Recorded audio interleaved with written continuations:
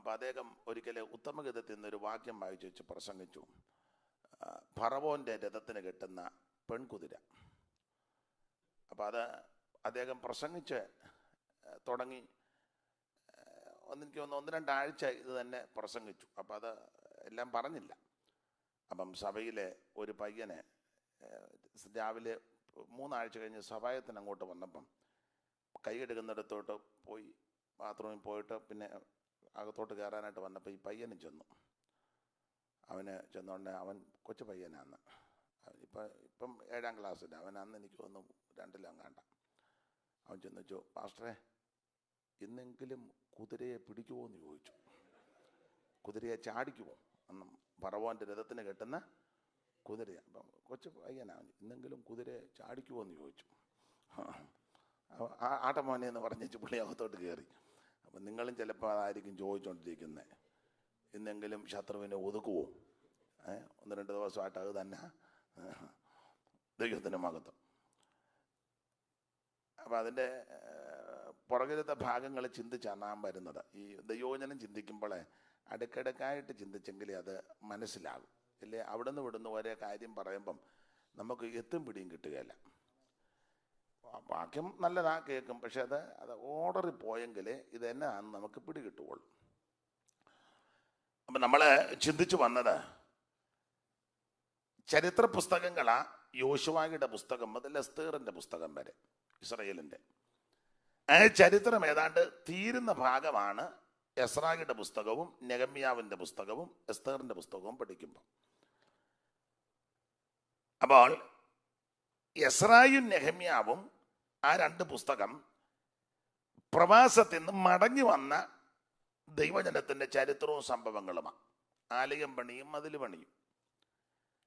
മടങ്ങി വരാതെ അവിടെ തന്നെ നിന്നവരുടെ ജീവിതത്തിൽ സംഭവിച്ച പ്രധാന ഒരു വിഷയമാണ് എസ്തേറിൻ്റെ പുസ്തകം. അങ്ങനെയാണ് ഇത് പഠിക്കുന്നത്. നമ്മൾ ചിന്തിച്ചു വന്നത് ഇവര് ബാബേലിൽ അടിമകളായിപ്പോയി.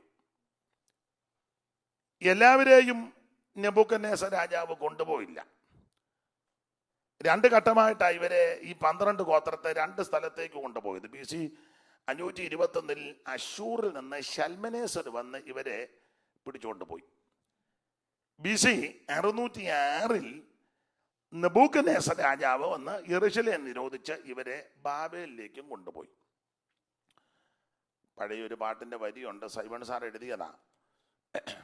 സിംഹപ്രതാപിയാം ബാബിലോൺ രാജൻ സാമ്രാജ്യമൂർത്തിതൻ പൊൻശിരസായോൻ BC 606 സ്വരാജ്യം സ്ഥാപിച്ചു തന്നിച്ച പോലെ നടത്തിനാൻ 5ാം രാജിതം ഉണ്ടാമേ. 5ാം രാജിതം ഉണ്ടാമേ. തുഞ്ചിടാതെ കേൾക്കിൽ നിന്ന് നെഞ്ചിലാനന്ദം വളർത്തും 5ാം രാജിതം ഉണ്ടാമേ. സിംഹപ്രതാപിയാം ബാബിലോൺ രാജൻ സാമ്രാജ്യമൂർത്തിതൻ പൊൻശിരസായോൻ BC 606 സ്വരാജ്യം സ്ഥാപിച്ചു തന്നിച്ച പോലെ നടത്തിനാൻ 5ാം രാജിതം ഉണ്ടാമേ. ഈ പാട്ടൊരിക്കലേ കുമ്പനാട്ട് പൂവത്തൂര് കുറവക്കാല പാപ്പിച്ചായനെ കുമ്പനാട് കൺവെൻഷൻ്റെ ഒരു ദിവസം പകല് പാടിയത് ഞാനിപ്പോൾ ഓർക്കുന്നു. പിന്നെ ഇങ്ങനെയുള്ള പാട്ടുകൾ പാടുന്ന ആളായിരുന്നു ഈ അടുത്ത സമയത്ത് കടന്നുപോയ കർത്താവിൽ പ്രസിദ്ധനായ MV വർഗീസ് പാസ്റ്റർ അവർകൾ. ശുശ്രൂഷകരുടെയൊക്കെ കൂട്ടത്തിൽ അദ്ദേഹം നന്നായിട്ട് പാടും. വേറെയും പാടും, നിങ്ങളും ചിലപ്പോൾ പാടും. ഇപ്പം നിങ്ങളുടെ ഈ മൈക്ക് ഇല്ലാത്തതുകൊണ്ടാണെന്ന് എനിക്കറിയാം. പാസ്റ്റർ ഈ മൈക്ക് ഇരിക്കുക കൊണ്ടാണ് ഞങ്ങൾ പാടാത്തത് എന്ന് ഉള്ള ചിന്താഗതിയോടിരിക്കുന്നവർ ഇതിനകത്ത് കാണും. അപ്പം എന്തായാലും ഒരു കാര്യം പറയട്ടെ, ഈ ബാബിലോണിൽ നിന്ന് നെബൂഖദ്നേസർ രാജാവ് വന്നിവരെ അടിമകളായി പിടിച്ച് ബാബേലിലോട്ട് കൊണ്ടുപോയി. എല്ലാവരെയും കൊണ്ടുപോയില്ല. നമ്മൾ പകലും ചിന്തിച്ചല്ലോ, ആരെയൊക്കെയാ കൊണ്ടുപോയത്? പിന്നെ എല്ലാ യെരൂശലേമിലെയും സകല പ്രഭുക്കന്മാരും അമ്മാമ വളരെ നോട്ട് ചെയ്തായിരിക്കുന്ന വാക്യങ്ങളെല്ലാം വളരെ അഭിനന്ദിക്കുന്നു. ഈ വിത്തുഗുണം ഉണ്ടല്ലോ. അപ്പം അതിൻ്റെയൊക്കെ ഉണ്ട്. പിന്നെ അതിന് സംസ്കൃതത്തിലൊരു പ്രയോഗമുണ്ട്, ജന്മനാ ജായത എന്ന, ജന്മനാ ജായത. അപ്പം അങ്ങനെ ഉണ്ട്. ദൈവം അനുഗ്രഹിക്കട്ടെ. അപ്പോൾ എല്ലാ യെരൂശലേമിലെയും വായിച്ചേ, സകല പ്രഭുക്കന്മാരും സകല പരാക്രമശാലികളുമായ 10,000 പേരെയും എല്ലാ ആശാരിമാരെയും സെലക്ട് ചെയ്ത അവൻ ആളിനെ കൊണ്ടുപോയത്. അവന് മനസ്സിലായി ഇതിനെ എല്ലാത്തിനെയും കൂടെ കൊണ്ടുപോയിട്ട് വലിയ കാര്യമൊന്നും ഇല്ല. അതാ ഞാൻ പറഞ്ഞ പിശാചിനും വേണ്ടാത്ത ആൾക്കാരുണ്ട്. നമ്മൾ പറയാം ഇവനെ അങ്ങ് കൊണ്ടുപോകും, എനിക്ക് അവനെ വേണ്ടാന്ന് പറയും. അപ്പൊ നെബൂഖദ്നേസർ രാജാവ് വന്നപ്പോഴും സെലക്ട് ചെയ്താ കൊണ്ടുപോയത്. അപ്പൊ ഇവരെ കൊണ്ടുപോയി ബാബേലിൽ കൊണ്ടുപോയി. അവിടെ കൊണ്ടുചെന്ന് കിന്നരമെല്ലാം അലരി വൃക്ഷത്തിൽ തൂക്കിയിട്ടു. ഇത് അലരി വൃക്ഷത്തിൽ തൂക്കേണ്ട സാധനമാണോ? പിന്നെ വായിക്കേണ്ട സാധനമാണ്. നാട്ടിൽ പോയപ്പോൾ നല്ല ബൈബിളും ഒക്കെ മേടിച്ചോണ്ട, പക്ഷെ വായിക്കുകയല്ല. ഇന്ന് എനിക്ക് കുമ്പനാട്ട് പോയി ബൈബിള് മേടിക്കണം. ആരാണ്ട് പറഞ്ഞു സത്യത്തിൽ നല്ല ബൈബിളുണ്ടെന്ന്, സത്യം പബ്ലിക്കേഷൻ. ഞാൻ കൊട്ടാരക്കര TPM-ന്റെ കൺവെൻഷന് പോകുമ്പോൾ ബൈബിള് അങ്ങനെ തീരുമാനമുള്ളവരുമുണ്ട്. വേറെ ഒന്നും മേടിക്കുകയല്ല. ആയിക്കോട്ടെ, കൊത്തരുത്.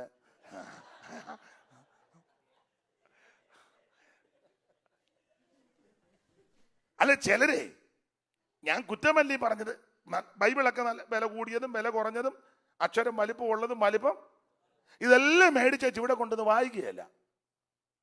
പിന്നെ ആകെ കൂടെ കൊണ്ടുവരുന്നത് ഞായറാഴ്ചയാണ്. ചിലര് 10-ന്റെ സഭായത്തിന് 9 മണിയാവും, എന്ത് ചെയ്യടി എൻ്റെ ബൈബിളെന്ന് പോലും പറയാൻ ഒക്കുന്നില്ല, ബൈബിള്. അപ്പം സഹോദരി ചോദിച്ചു, കഴിഞ്ഞ ആഴ്ച എവിടെ കൊണ്ടുവച്ചേ? കഴിഞ്ഞ ആഴ്ച ഞാൻ കൊണ്ടുവന്നായിരുന്നോ? എന്നാ വണ്ടിക്കകത്ത് കാണും, വണ്ടിക്കകത്ത് കാണും. അതോ ചർച്ച ചെയ്യാൻ വെച്ച ഫുഡ് കഴിക്കാൻ പോയപ്പോൾ അവിടെ ഫുഡ് കഴിക്കാൻ പോയെടുത്ത് ഇരിപ്പുണ്ടതാ. കഴിച്ചു കഴിഞ്ഞപ്പോൾ നല്ല എടുപ്പെടുത്തേച്ച് പിന്നെ ഇതെല്ലാം മറന്നുപോയി, നല്ല പെരുക്ക് തിരിഞ്ഞു പോകുന്നു. ആടെ ഞാൻ വിവരിക്കുന്നില്ല, ദൈവത്തിന് മഹത്വം. അപ്പൊ ഇത് ഇപ്പോൾ അലരി വൃക്ഷത്തിൽ തൂക്കിയിട്ടിരിക്കുക. വായിച്ചോ 137-ന്റെ 1-2 വല്ലിയോ? നമ്മൾ പകല് വായിച്ചെങ്കിലും ഒന്നുകൂടെ വായിച്ചോ.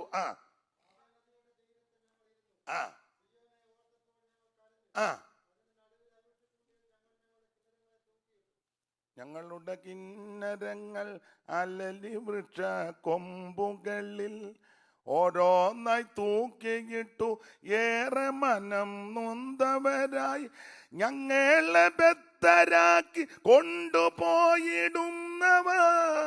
സിയോൻ ഗീതങ്ങളൊന്നു പാടിടുവാൻ ചൊല്ലിയപ്പോൾ ബാബേൽ നദീതീരത്ത് ഞങ്ങളിരുന്നു കൊണ്ട് സിയോനെയോർത്ത നേരം താനേ കരഞ്ഞുപോയി. ബാബേൽ നദീതീരത്ത്. അപ്പൊ ഇവരെ ബദ്ധരാക്കി കൊണ്ടുപോയവരെ സിയോൻ ഗീതം ഒന്ന് പാടാൻ പറഞ്ഞു. എങ്ങനെ പാടാനാ? ഇത് അലരി വൃക്ഷത്തിൽ തൂക്കിയിട്ടു. ഇത് തൂക്കിയിടേണ്ടതല്ല, ഇത് വായിക്കേണ്ടതാ. അതാന്നല്ലോ നമ്മൾ വായിച്ചത് ദിനവൃത്താന്തങ്ങളുടെ 1-ാം പുസ്തകം 16-ാം അധ്യായത്തിന്റെ 5-ാമത്തെ വാക്യത്തിൽ ആസാബിന്റെ നേതൃത്വത്തിൽ വേറെ 9 പേരും കൂടെ ചേർന്ന് 10 പേര് ഒന്നിച്ച് കിന്നരം വായിച്ചെന്ന. വായിച്ചോ 16:5. ദിനവൃത്താന്തങ്ങളുടെ 1-ാം പുസ്തകം 16-ന്റെ 5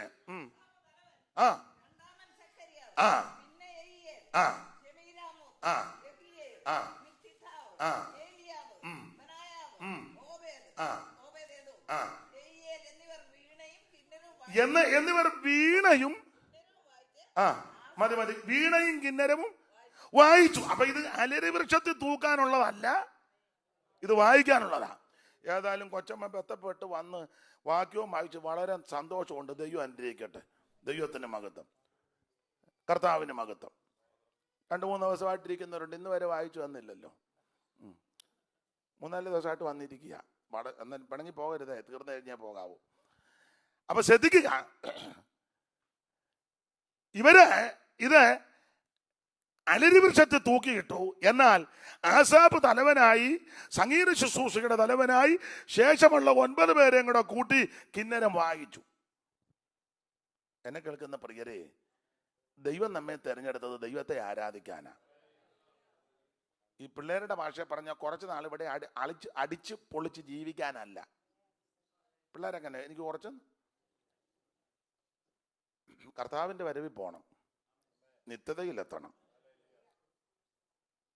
അതാ മെയിൻ വിഷയം. അതാ എങ്ങനെയും അമേരിക്ക വന്ന് ഒരു വീടും ഒരു കാറും മേടിച്ചൊരു ജോലിയും പിന്നെ ലോണും എടുത്ത് പിള്ളേരെ എങ്ങനെ, ഇന്നാളൊരാൾ പറഞ്ഞ് പിള്ളേർ വന്ന് കര കയറിയാൽ മതി എന്ന്. പിള്ളേർ കര കയറിക്കോളും, നീ കര കയറണം. ഞാൻ എപ്പോഴും പറയുന്ന കാര്യം, ഒരാളെന്നോട് പറഞ്ഞ് പിള്ളേർ രക്ഷപ്പെടുമെന്ന് പറഞ്ഞാൽ പിള്ളേരും കൊണ്ട് ഇവിടെ വന്നത്. ഇപ്പം 40 കൊല്ലം കൊണ്ട് മനസ്സിലായി പിള്ളേരും രക്ഷപ്പെടുകയല്ല. എന്നോട് പറഞ്ഞ കാര്യമാണ്, എല്ലാവരുടെയും കാര്യമല്ല, പുള്ളി പറഞ്ഞതാ. അതിൻ്റെ വിഷയം എന്നാണെന്നൊന്നും എനിക്കറിയത്തില്ല. അബുദാബിയിൽ നിന്ന് പിള്ളേരെയും കൊണ്ട് ഇവിടെ വന്നത്. എന്നോട് തലയെ കൈവച്ച് എൻ്റെ അനിയൻ പറഞ്ഞ, ജോയ്ക്കുട്ടി പോകരുതേ എന്ന്. ജോയ്ക്കുട്ടി നല്ല പേര്, ഞാനങ്ങ് പേരിട്ടെന്നേ ഉള്ളൂ. നിങ്ങളുടെ അയക്കുന്നത് ജോയ്ക്കുട്ടിയാണ്. നമ്മുടെ എനിക്ക് രോഗമൊക്കെ അറിയാം, അതുകൊണ്ടാണ്. ദൈവത്തിന് മഹത്വം. ഇവിടെ ഒരു വീട്, വണ്ടി, ജോലി, കുടുംബം, അതൊക്കെ നല്ലതാണ്, അതൊക്കെ അത്യാവശ്യമാണ്. അതെല്ലാം ഭംഗിയായിട്ട് കൊണ്ടുപോകണം. അതല്ല മെയിൻ വിഷയം. നിത്യതയിലെത്തുക എന്നുള്ളതാണ്. Praise the Lord, praise the Lord. നമ്മൾ അങ്ങ് ചെല്ലുക എന്നുള്ളതാ വിഷയം. അതെ, ദൈവം നമ്മെ തെരഞ്ഞെടുത്തത് ദൈവത്തെ ആരാധിക്കാനാ. ഞാൻ നാട്ടിലൊക്കെ പറയും, നല്ല വീട് ദൈവം തന്നിരിക്കുന്നത് അതിനകത്ത് പ്രാർത്ഥനയൊക്കെ നടത്തണം. ദൈവമക്കൾ കയറി ഇറങ്ങുകയും, ചിലർ ഇവിടെ പിന്നെ എല്ലാവരും നന്നായിട്ട് സഹകരിക്കുന്നു വീടുകളിൽ. ചിലയിടത്തൊക്കെ പ്രാർത്ഥന വെച്ചാൽ നല്ല മുറിക്കകത്തൊന്നും ഇരുത്തുകയല്ല. വലിയ വീടൊക്കെ പണിതിട്ടിരിക്കുക, ഭയങ്കര വീടാ. പ്രാർത്ഥന എവിടെ?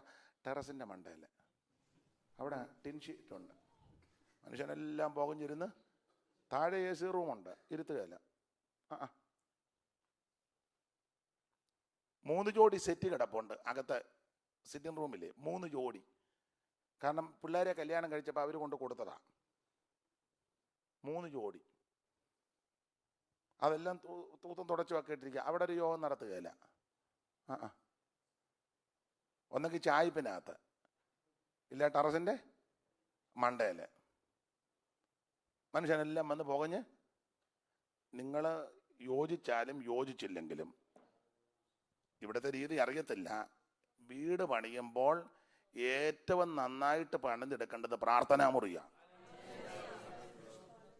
പക്ഷെ നമ്മൾ പ്രാർത്ഥനാ മുറിക്ക് അത്ര പ്രാധാന്യം കൊടുക്കുന്നില്ല. നമ്മൾ കൊടുക്കുന്നതെല്ലാം ബെഡ്റൂമിനും കിച്ചണിനുമാണ്.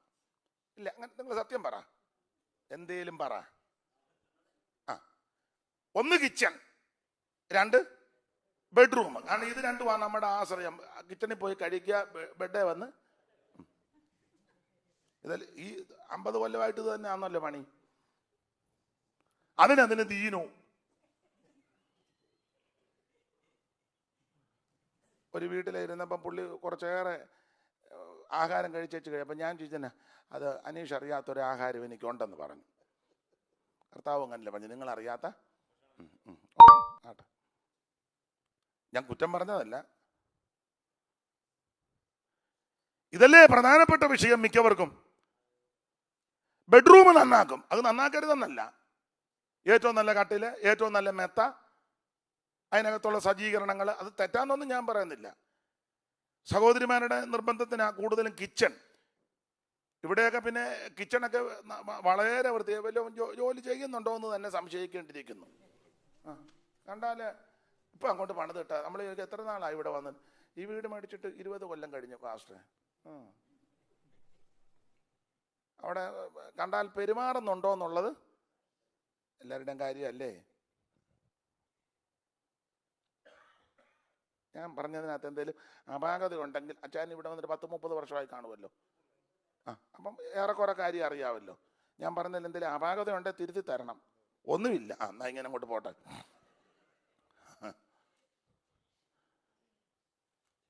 കിച്ചൺ വേണ്ടെന്നല്ല പറഞ്ഞത്, ബെഡ്റൂമും വേണ്ടെന്നല്ല പറഞ്ഞേ. നീ ഏറ്റവും മാന്യതയും പ്രാധാന്യം കൊടുക്കേണ്ട പ്രാർത്ഥനാ മുറിക്ക. ആ കാര്യത്തിൽ ഞാന് ഇവിടുത്തെ രീതി അറിയത്തില്ല കേട്ടോ. നാട്ടിലെ ഹൈന്ദവരായ സ്നേഹിതന്മാരെ ബഹുമാനിക്കും. നിങ്ങൾ നല്ല ആഢ്യത്വമുള്ള ഭക്തരായ ഹൈന്ദവരെ ശ്രദ്ധിച്ച് അവർ വീട് പണിയുമ്പോൾ ആദ്യം പൂജാമുറി. അടുത്ത കാലത്ത് ഒരു നായർ സമുദായത്തിൽപ്പെട്ട ഒരു സഹോദരൻ എൻ്റെ സ്നേഹിതനാ, ഇടയ്ക്ക് വിളിക്കുകയും പ്രസംഗമൊക്കെ കേൾക്കും. അപ്പം എന്നെ വിളിച്ചു, ഒന്ന് വന്ന് പ്രാർത്ഥിക്കണം. എപ്പോൾ വരണം? വൈകിട്ട് വന്നാൽ മതി എന്ന് പറഞ്ഞു.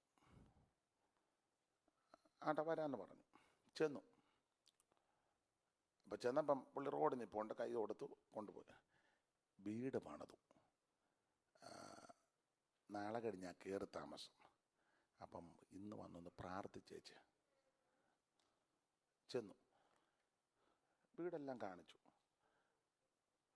കഴിഞ്ഞപ്പോൾ ഞാൻ ചോദിച്ചത് ഇത് പൂജാമുറിയാന്ന് പറഞ്ഞു. എന്ത് മനോഹരമായിട്ടാണ് അത് ക്രമീകരിച്ചിരിക്കുന്നറിയോ? നമ്മളതിൻ്റെ ഒരു നല്ല വശം എടുത്താൽ മതി.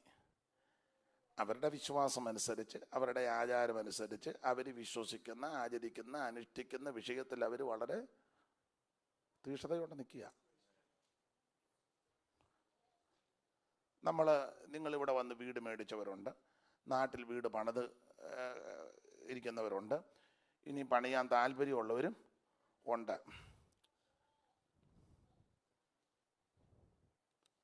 പ്രാർത്ഥനാ മുറിയായിട്ട് തന്നെ പണിതിട്ടുണ്ടോ? എല്ലാവർക്കും കൂടി കൊച്ചു സോപ്പോട്ടി പോലത്തെ മുറിയല്ല. പക്ഷെ ഞാനും ഒരു മുറി പണിതിട്ടുണ്ട്, ശ്വാസം വിടാനൊക്കെയല്ല അതിനകത്ത് നിന്ന്.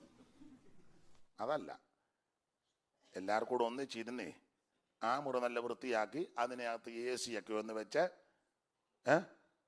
കസേരകളൊക്കെ വെച്ച്, ഏറ്റവും നല്ലത്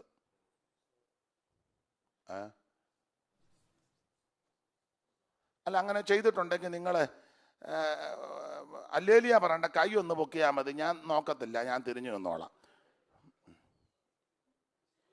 ഇനി കൈ താത്തിട്.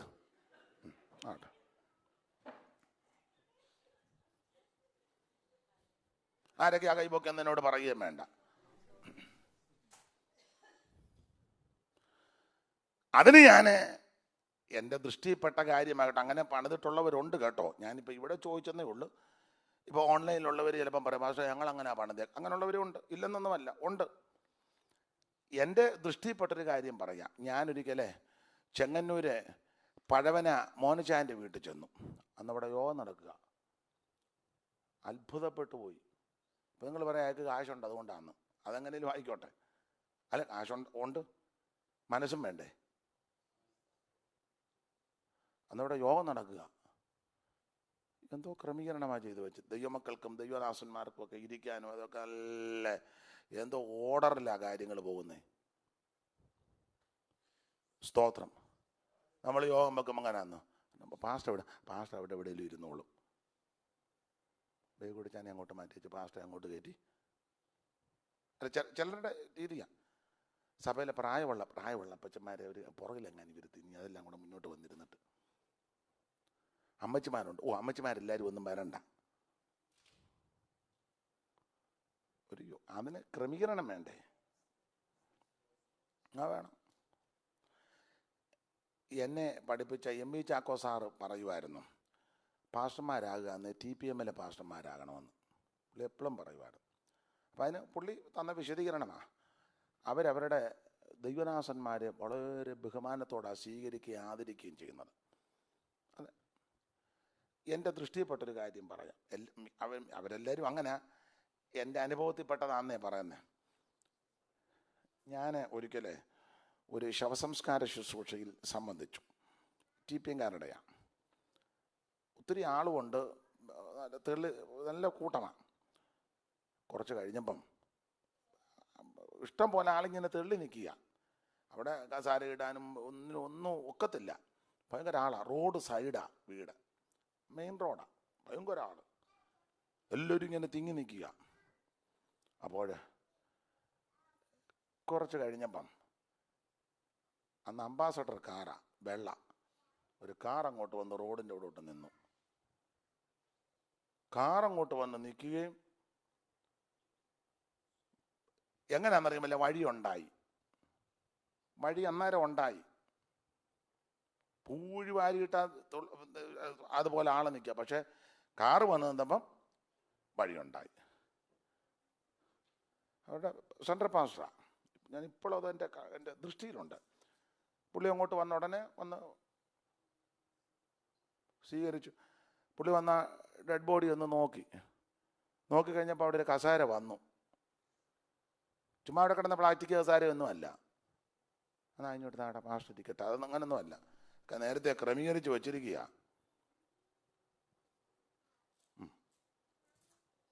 അങ്ങോട്ട് നിന്ന ഉടനെ പുള്ളി ഡെഡ് ബോഡി കണ്ടപ്പോൾ കസേര അവിടെ, അത് നല്ല വൃത്തിയുള്ള കസേര, വെള്ള തുണിയൊക്കെ ഇട്ട് നല്ല, അതാ അതിൻ്റെ ക്രമീകരണം കണ്ടോ?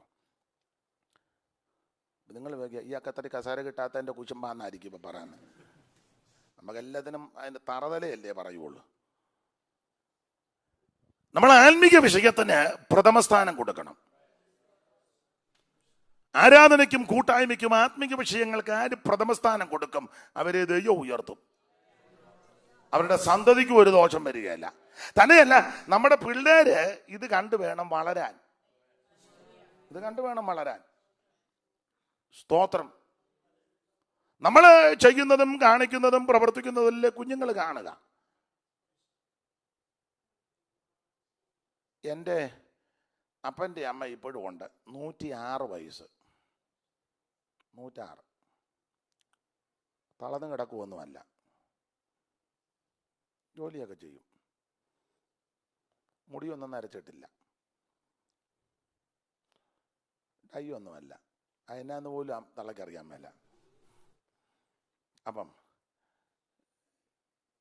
ഞാൻ പോയി അടുത്ത് ഏറെ സമയമൊക്കെ ഇരിക്കും. അവൻ എന്നോട് ഒത്തിരി കാര്യങ്ങൾ പറഞ്ഞു തരുന്നത്, ഗുണദോഷമൊക്കെ പറഞ്ഞു കൊടുത്തത് കൊച്ചിലെ പറഞ്ഞ് ഇപ്പോഴും ഓർമ്മയിലുണ്ട്. എന്നോട് പറഞ്ഞിട്ടുണ്ട്, മോനെ, ഈ നാരകത്തിൻ്റെ ചുവട്ടിൽ പോയിരുന്ന് കൂർപ്പിക്കുന്നതല്ല നാരകത്തിൻ്റെ മുള്ള്. രാവിലെ ഒരാൾ കത്തിയായിട്ട് പോയിരുന്ന് കൂർപ്പിക്കില്ല, അതിൻ്റെ പ്രകൃതി അതാ. തന്നെ നമ്മുടെ കുഞ്ഞുങ്ങൾ ഇത് കണ്ടാ വളരുന്നത്. ഇത് കണ്ട് വളരണം. നമ്മൾ സഭയോട് എങ്ങനെ ഇടപെടുന്നു, ശുശ്രൂഷകരോട് എങ്ങനെ ഇടപെടുന്നു, ഈ കൂട്ടായ്മയോട് എങ്ങനെ ഇടപെടുന്നു, ആത്മിക വിഷയത്തിൽ നമ്മുടെ സമീപനം എന്താ, അത് കണ്ടു വേണം വളരാൻ. ഈ കുഞ്ഞുങ്ങൾ ചെറുപ്പത്തിൻ്റെതായ അല്പം ന്യൂനതകളൊക്കെ ഒരു പക്ഷേ വന്നെന്ന് വരാം, പക്ഷേ നശിച്ചു പോവുകയല്ല. ഒരു ദിവസം ദൈവം അവരെ സന്ദർശിക്കും, ദൈവം അവരെ മടക്കി വരുത്തും. ഈ വിത്ത് ഇതിനകത്ത് കയറണം, അവർ നഷ്ടപ്പെടുകയില്ല. സ്തോത്രം. ഒരു മഴ പെയ്യുമ്പം അത് കിളിർത്ത് വരും. ആട്ടെ, നമ്മുടെ വിഷയത്തിലേക്ക് വരാം. ഇത് കിന്നരമെല്ലാം അലരി വൃക്ഷത്ത് തൂക്കി. അപ്പം ഇത് അങ്ങനെ തൂക്കിടേണ്ടതല്ല, വായിക്കേണ്ടതാണ്. നമുക്ക് ആ ഭാഗം വിട്ടേക്കാം. ഇങ്ങനെ ഇവർ ബാബേലിൽ പ്രവാസികളായിപ്പോയി. അപ്പം ഇവർ അടിമകളായി പോകുമെന്നും പ്രവാസികളായി പോകുമെന്നും ഒടുവിൽ ദൈവം തമ്പുരാൻ ഇവരെ മടക്കി വരുത്തുമെന്ന് പ്രവാചകന്മാർ പ്രവചിച്ചു. അതിനാരാണ് കൽപ്പന ഇടുന്നതെന്നും പ്രവചിച്ചു. ആ പ്രവചനമാണ് യെശയ്യാ പ്രവചനം 44-ാം അധ്യായത്തിന്റെ 27-28 വായിച്ചേ.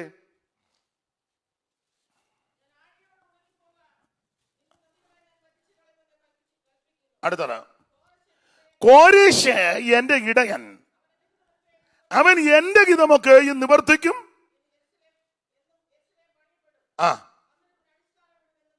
എങ്ങനുണ്ട് ഈ കോരേശിനെ പറ്റി യെശയ്യാവ് പ്രവചിക്കുക? ഇനി 45-1 മുതൽ വായിച്ചോ. യഹോവ തന്റെ അഭിഷിക്തനായ കോരേശിനോട് ഇപ്രകാരം അരുളി ചെയ്യുന്നു, ജാതികളെ കീഴടക്കി ആ രാജാക്കന്മാരുടെ അരക്കച്ചകളെ അടിക്കേണ്ടതിന്, കരകുകൾ അവന് തുറന്നിരിക്കേണ്ടതിന്, വാതിലുകൾ അടയാതിരിക്കേണ്ടതിനും അവന്റെ വലങ്കൈക്ക് ഞാൻ പിടിച്ചിരിക്കുന്നു. ഞാൻ ചരിത്ര ഭാഗത്തിലേക്ക് പോകുന്നില്ല, നിങ്ങൾക്ക് ആ ഭാഗമൊക്കെ നന്നായിട്ട് അറിയാം. ചരിത്രം പഠിച്ചിട്ടുള്ളവർക്ക് കുറച്ചുകൂടെ അറിയാം. വാതിലുകൾ അവന് വേണ്ടി തുറന്നിട്ടേക്കുന്നെന്ന്. ഈ പ്രവചനം കോരേശ് ജനിക്കുന്നതിന് വർഷങ്ങൾക്ക് മുമ്പ് പറഞ്ഞതാ. ഏതാണ്ട് കോരേശിന്റെ ജനനത്തിന് 136 കൊല്ലം മുമ്പ് പ്രവചിച്ചതാ. ജനിച്ചിട്ട് കോരേശിന്റെ അപ്പൻ ജനിച്ചിട്ടില്ല. അതിനു മുന്നേ കോരേശിന്റെ പേര് ചൊല്ലിയാ പ്രവചനം പറഞ്ഞ്. ഇന്ന് പലരും പ്രവചനം പറയുന്ന വന്നിരിക്കുന്നവരുടെ പേരാ. മോളി.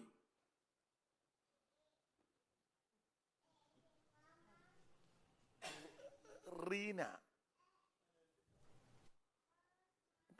വന്നിരിക്കുന്നവരുടെ പേരാ. മിണ്ടുന്നില്ല. അല്ല, മിണ്ടിയിട്ട് കാര്യവും ഇല്ല. ഇന്ന് വന്നിരിക്കുന്നവരുടെ ആരുടെയും പേരാ പറയുന്നത്. അതിൽ ചിലതൊക്കെ നമുക്ക് യോജിക്കാനും ബുദ്ധിമുട്ടാണ്. എല്ലാ കാര്യവുമല്ല, ചിലത്. ശിങ്കിടികളൊക്കെ നേരത്തെ വേച്ചാൻ പറഞ്ഞു. അപ്പൊ എനിക്ക് കുറ്റം വരികയല്ലേ? വേച്ചാൻ തന്നെ പറ, എല്ലാം കാര്യങ്ങളൊക്കെ അറിയാമല്ലോ. എല്ലാവരുടെയും കാര്യം പറയുന്നില്ലെങ്കിലും പിന്നെ ഉണ്ട്. അഥവാ വല്ല പ്രശ്നം വന്നാൽ നമുക്ക് പപ്പാതി എടുക്കാം. ദൈവത്തിന് മഹത്വം. ഇവിടെ കോരേശ് ജനിക്കുന്നതിന് മുമ്പ് കോരേശിന്റെ പേര് പറഞ്ഞാ പ്രവചിച്ചത്. അതാ പ്രവചനം. ഈ കാടടച്ച് വെടിവെക്കുന്നതല്ല. ഇപ്പോഴത്തെ നിങ്ങൾ ചില പ്രവചനം ശ്രദ്ധിച്ചിട്ടുണ്ട്. ഞാൻ ഇതിനെതിരല്ല കേട്ടോ. പ്രവചനം നിന്നിട്ടില്ല, ഇപ്പോഴും ഉണ്ട്. പ്രവചന ശുശ്രൂഷയുണ്ട്, പ്രവചിക്കുന്നവരുണ്ട്, ശുശ്രൂഷിക്കുന്നവരുണ്ട്. അത് നിന്ന് പോയിട്ടില്ല. നിന്നെന്നൊക്കെ ചിലർ പറയുന്നു, നിന്നിട്ടില്ല. നിങ്ങൾ ചില യോഗത്തിനൊക്കെ ചെന്ന് ഇപ്പം പ്രവചിക്കുന്നേ കടഭാരത്താൽ വലയ്ക്കുന്ന ചിലരെ കാണുന്നു. അയ്യോ, ഇരിക്കുന്നത് 90% കടവായിട്ടിരിക്കുക. പിന്നെ ആരും മിണ്ടുന്നില്ലെന്നേ.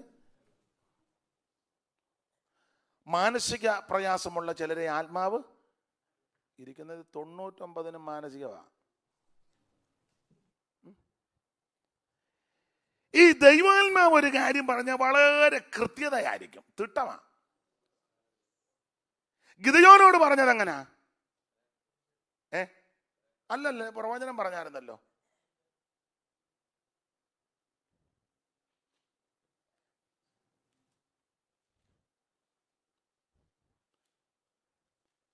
തപ്പ് ഒന്നും വേണ്ട, ഇങ്ങോട്ട് നോക്ക്.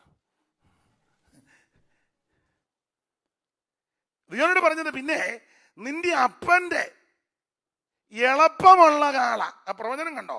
എളുപ്പമുള്ള 7 വയസ്സുള്ള രണ്ടാമത്തെ കാള. ഇത്ര കൃത്യമായിട്ടാ പറഞ്ഞേ. ദൈവം അങ്ങനെ പറയുന്നത്. നിന്റെ അപ്പന്റെ അവിടെ ഇളയ കാളയെന്നുള്ളത് ഏറ്റവും ഇളയ കാളയെന്നല്ല, എളുപ്പം അല്ല, മൂരിക്കാള മൂത്തതല്ല, എളുപ്പമുള്ള. കണ്ടോ വാക്യം? കണ്ടോ? 6-ാം അധ്യായത്തിന്റെ 25 അല്ലേ? 25 വായിച്ചേ. അന്ന് രാത്രി യഹോവ അവനോട് കൽപ്പിച്ചത്, നിന്റെ അപ്പന്റെ ഇളയ കാള. ഇളയ കാള എന്ന് പറഞ്ഞാൽ എളുപ്പമുള്ള കാള എന്ന ആശയം. പിന്നെ 7 വയസ്സുള്ള. എത്ര കൃത്യമായിട്ടാ പ്രവചനം പറഞ്ഞേ. അധ്യായം മൊത്തം ഇരുന്ന് വായിക്കാന്നോ? ഇങ്ങോട്ട് നോക്ക്. എന്നെ അത് മുഴുവൻ മേളിൽ നിന്ന് താഴോട്ടും എന്നെ നോക്ക്.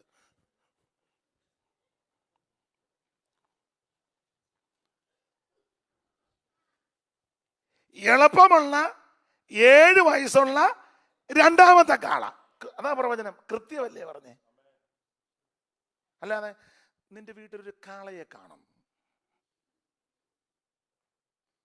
കാളയുണ്ടോ? ഒന്ന് നമ്മളിരുന്ന് അപ്പോ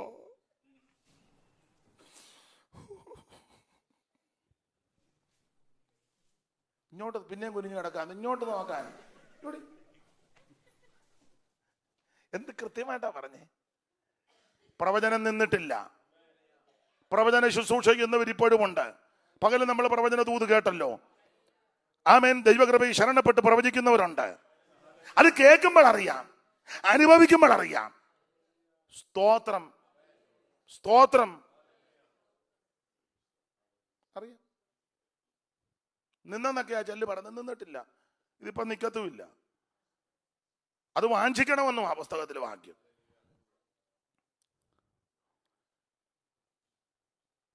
അപ്പോൾ വളരെ കർക്കശമായി പ്രവചിച്ചു. ഇവിടെ ഈ കോരേശ് ജനിക്കുന്നതിന് 136 കൊല്ലം മുമ്പാ. എന്റെ ഭാഷ പറഞ്ഞ കോരേശും ജനിച്ചിട്ടില്ല, കോരേശിന്റെ അപ്പനും ജനിച്ചിട്ടില്ല. അതിന് മുന്നേ അത് പേര് പറഞ്ഞേ. അങ്ങനെയൊക്കെ പ്രവചന ശുശ്രൂഷ ചെയ്യുന്ന ധാരാളം ഭക്തന്മാർ നമ്മുടെ ഇടയിൽ ഉണ്ടായിരുന്നു. ഉണ്ട്. നമ്മുടെ നാട്ടിലൊരു പഴഞ്ചൊല്ലുണ്ട്, പച്ചല്. നിങ്ങൾക്കും ചിലരെയൊക്കെ അറിയാം. ഉണ്ട് അങ്ങനെ ശുശ്രൂഷ. അങ്ങനെയൊക്കെയാണ് ഇത് വിജയിച്ചത്. സ്തോത്രം. യോഗം തല്ലിക്കലക്കാനായിട്ട് പാത്തു നിന്നവനെ പ്രസംഗിച്ചുകൊണ്ടിരുന്നപ്പോൾ ആത്മാവ് പറഞ്ഞു, ഇന്നയാള് ഇന്ന മരത്തിന്റെ ചുവട്ടിൽ നിൽക്കുന്നു. ആകവാള് വെട്ടിപ്പോയി. യോഗത്തിനകത്ത് സഭാഗോളിൽ കയറി ഉപദേശിയെ ഉപദ്രവിക്കുവാൻ കത്തി അരയെ വെച്ചോണ്ട് വന്ന് യോഗത്തിനിരുന്നു. ആത്മാവിൽ പ്രവചിച്ചപ്പോൾ പറഞ്ഞു, ഇന്നയാളന്റെ അരയിൽ ഏണിൽ കത്തിയിരിക്കുന്നത് ആത്മാവ് കാണുക. അവൻ അന്നേരം മാനസാന്തരപ്പെട്ടു. പ്രവചനം നിന്നിട്ടില്ല. സ്തോത്രം. ഞാനിപ്പോ എന്റെ ദൃഷ്ടിപ്പെട്ട 2 കാര്യം ഓർമ്മ വന്നത്. നിങ്ങൾക്ക് 100 കണക്കിന് കാര്യം പറയാനുണ്ട്. ഞാൻ പറയുന്നത് കൂടിപ്പോകുമോ എന്ന് എനിക്ക് അറിയത്തില്ല. ഈ കൊച്ചമ്മ ഇവിടെ ഇരിക്കുന്നതിൽ ഞാൻ അങ്ങ് ഓപ്പണായിട്ട് പറയുക, തെളിച്ച് പറയുന്നില്ല, ഒരു പരുവത്തിന് പറയാം, മനസ്സിലാകും ഞാൻ പറയുന്നത് തന്നെയാണ്. ഒരു പ്രധാനപ്പെട്ട സഭയുടെ അന്നത്തെ ഏറ്റവും പ്രധാന ആൾ യോഗത്തിനിരിക്കുമ്പോൾ കേട്ടറിവാന്നേ, പഴയ ആൾക്കാർ പറഞ്ഞുള്ള അറിവാന്നേ, ആ സഭയുടെ പ്രധാനപ്പെട്ട ഒരു കേരളത്തിലെ അന്നത്തെ പ്രധാനപ്പെട്ട, അദ്ദേഹം പിന്നീട് മെയിൻ പാസ്റ്ററായി. ആ പേര് പറഞ്ഞേക്കാം, BG ശൗമേലപ്പച്ചൻ, ചെന്നിത്തല. അദ്ദേഹം പിന്നീട് ചീഫ് പാസ്റ്റർ ആയതാ.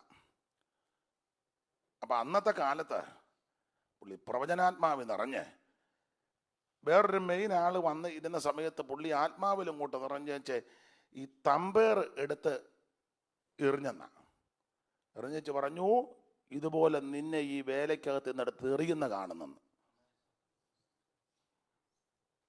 അതുപോലെ സംഭവിച്ചു. ബാക്കി കാര്യമൊന്നും ഞാൻ വിശദീകരിക്കുന്നില്ല. ഇത് കേൾക്കുമ്പോൾ പഴയ ആൾക്കാർക്കും ഒക്കെ അറിയാം. ഇപ്പം അത്രയോ പറയുന്നുള്ളൂ. അങ്ങനെ പ്രവചിച്ചവരുണ്ടെന്ന്. സ്തോത്രം. അത് നമ്മൾ വാഞ്ചിക്കണം. അതിനായി പ്രാർത്ഥിക്കണം. ആഗ്രഹിക്കുന്ന ആത്മാക്കളെ ദൈവം നിറയ്ക്കും. അല്ലാതെ വണ്ടി നമ്പർ പറയുകയും ചുമ്മാ ഇരിക്കുന്ന പെണ്ണുങ്ങളുടെ പേര് വിളിച്ച് പറയുകയും നിന്നെ ജംബോ ജെറ്റി കയറുന്നതായിട്ട് അമ്മാമ്മ കയറുന്നതായിട്ട് കാണുന്നു, കയ്യിലൊരു ബാഗ് ഉണ്ട്, എന്നതല്ല 1-2 വിട്ട് പറപ്പിച്ചു. കാരണം കൊച്ചുവെള്ളത്തെ പോലും കയറാത്തത് അങ്ങയോടാ പറഞ്ഞത് ജംബോ ജെറ്റി.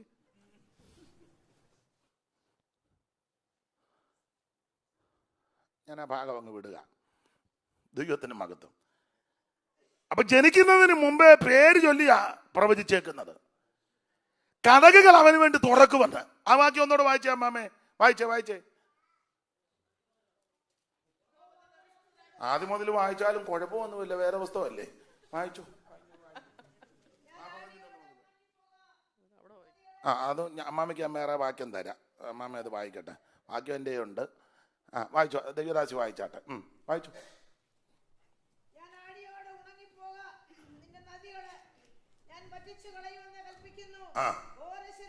കോരശന്റെ ഇടയൻ അവനെ ഹിതമൊക്കെ നിവർത്തിക്കുമെന്നും യെരൂശലേം പണിയപ്പെടുമെന്നും. ഇന്ന് 45 മുതൽ വായിച്ചേ. ഇപ്രകാരം ദൈവം തമ്പുരാൻ കോരേശനോട് ജനിക്കുന്നതിന് 136 കൊല്ലം മുമ്പ് ജനിക്കാനിരിക്കുന്നവന്റെ പേര് വെളിപ്പെടുത്തി വെച്ച ദൈവാത്മാവ് പറയുക, ഞാൻ അവനോട് സംസാരിക്കുന്ന ആലോചന അടുത്തത്.